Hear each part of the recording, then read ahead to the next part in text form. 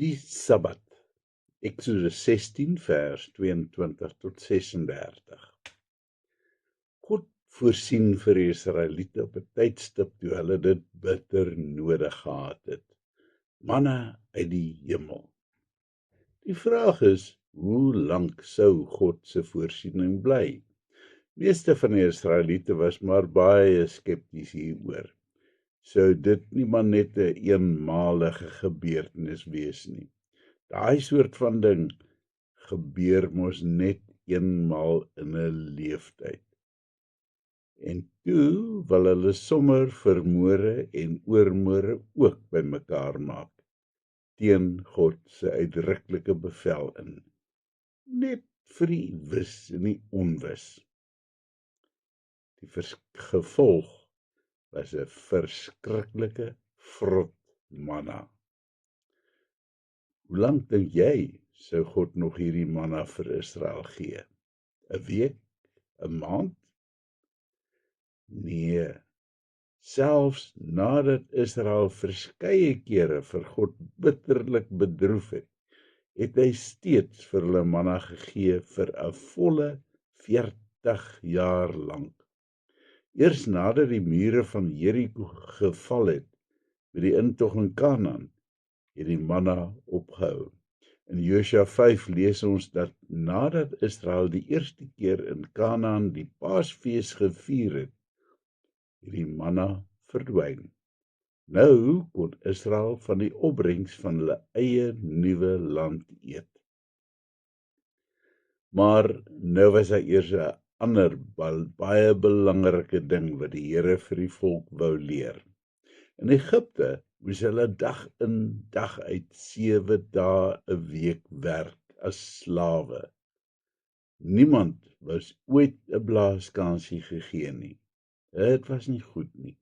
'n Mens het mos ook rus nodig. En dan begin die Here hulle stelselmatig leer van rus. Sy bevel aan Israel was dat hulle op die 6de dag 'n dubbele porsie manna moes optel en genoeg kos voorberei vir die volgende dag ook. Maar soos verwag, was daar alweer 'n klomp Israeliete wat baie skepties was hieroor. Vir die afgelope week nou al reën dit elke oggend manna. Waarom sou dan nie ook op die 7de dag manna gereën het nie?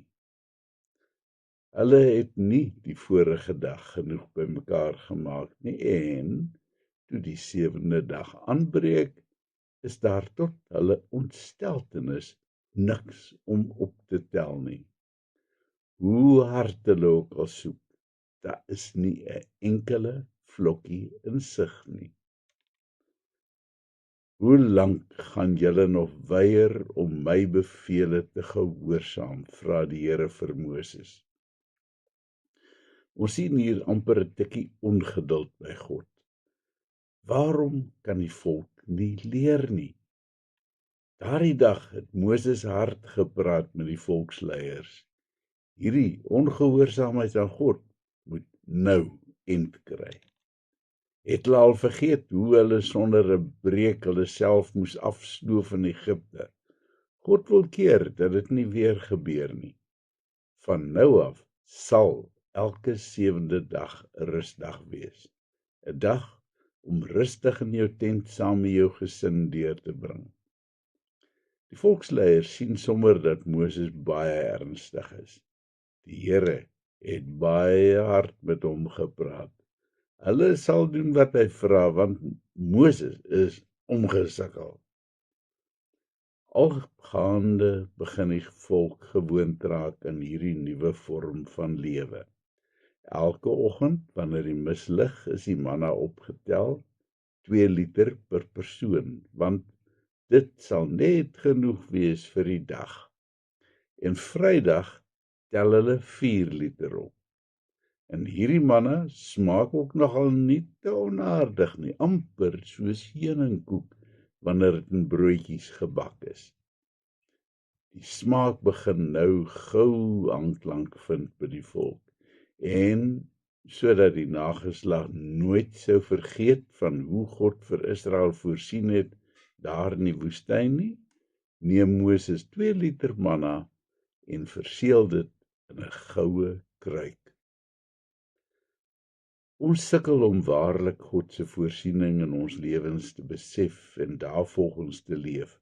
Ons word grootgemaak met die gedagte dat jy vir jouself moet voorsien.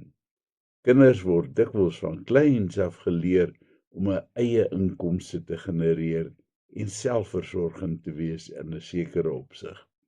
Ja, dit is goed, maar terselfdertyd beroof dit die kind ook van die gedagte van afhanklikheid. In die sakewêreld word ons gekondisioneer dat dit slegs jou eie werk en slimmigheid en dikwels selfs ook gesleependheid is wat jou bo in die lewe uitbring. En wanneer jy die dag val, dan is jy verpletterd. Dan wonder jy nou wat het nou skeef geloop. Die probleem is dat ons so maklik vergeet dat dit eintlik God is wat vir ons voorsien.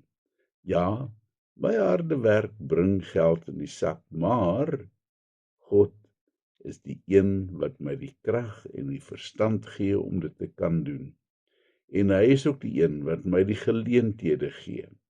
Ons durf nooit ooit vergeet dat dit alles deel is van God se voorsiening nie. Het jy al vandag vir hom dankie gesê dat hy vir jou 'n werk gegee het of dat jy vandag kos op die tafel het? Maar dankie is nie net 'n paar rol woordjies nie. Dankie is 'n lewenswyse, soos die Israeliete gou agtergekom het. Dankie is ook om tyd te maak vir God. Die Here moes Israel op die harde manier dwing om tyd te maak vir hom op die 7de dag.